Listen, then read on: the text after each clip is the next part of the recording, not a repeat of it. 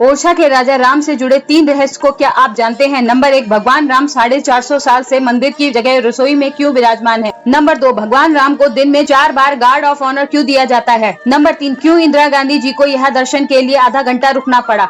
आपको बता दें कि यह जगह मध्य प्रदेश के ओरछा शहर में स्थित है। कहते हैं कि भगवान राम यहाँ पर सुबह के समय आते हैं और सूरज ढलने के बाद यहाँ से चले जाते हैं। दरअसल यहाँ पर भगवान राम को किसी ने देखा तो नहीं है, लेकिन इसके बावजूद इनकी मौजूदगी यहाँ पर हर किसी ने महसूस की है।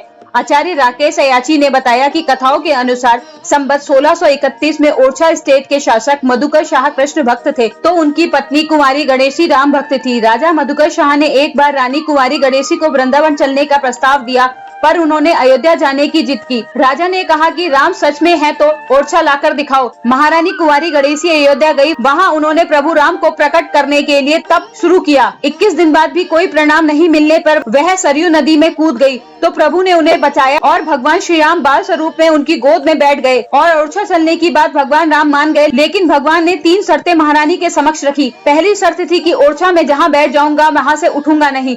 दूसरी यह कि राजा के स्वरूप में विराजमान होने के बाद वहाँ किसी और की सत्ता नहीं चलेगी। तीसरी शर्त यह थी कि वह खुद बाल रूप में पैदल पुष्प नक्षत्र में साधु संतों के साथ चलेंगे। श्री राम के ओरछा आने की खबर सुन राजा मधुकर शाह ने उन्हें बैठाने के लिए त्रिभुज मंदिर का भव्य निर्माण करवाया था। रानी चाहती थी कि मंदिर ऐसी जगह हो कि महल से सीधे भगवान के दर्शन कर सके, इसलिए चतुर्भुज मंदिर रानी के महल के ठीक सामने बनवाया गया था। मंदिर को भव्य रूप दिए जाने की तैयारी के चलते महारानी कुंवारी गणेशी की रसोई में भगवान को ठहराया गया। भगवान श्री राम की शर्त थी कि वह जहाँ बैठेंगे फिर वहाँ से उठेंगे नहीं। यह कारण है कि उस समय बनवाए गए मंदिर में भगवान नहीं गए। वह आज भी सुना है और राजा राम महारानी की रसोई में विराजमान है, जहाँ वर्तमान में अलग मंदिर बनवाया गया। भगवान 450 साल से रसोई में ही विराजमान है।